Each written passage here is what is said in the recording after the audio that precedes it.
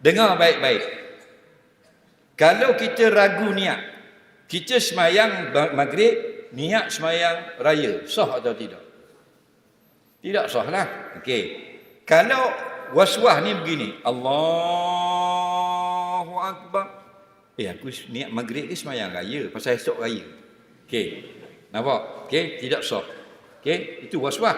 Ragu lagu mana? Ragu ni begini, Allahu Akbar. Aku niat semayang maghrib ke semayang raya?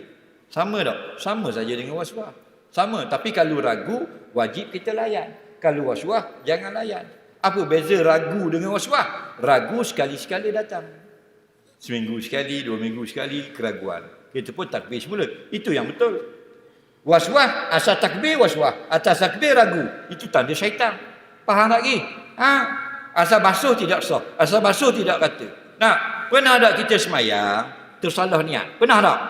Hari-hari tak? Tak. Kalau hari-hari itu waswas. Sekali-sekala, itu benar. Allah. Apa niat bayar raya? Allahu Akbar. Baru betul. Itu betul kan? Tapi kalau waswas tak? Allah. Itu waswas. Nampak? Siapa syaitan tu kata aku lugar dah tengok muka mu. Syaitan tu sendiri pun puas dah tengok muka.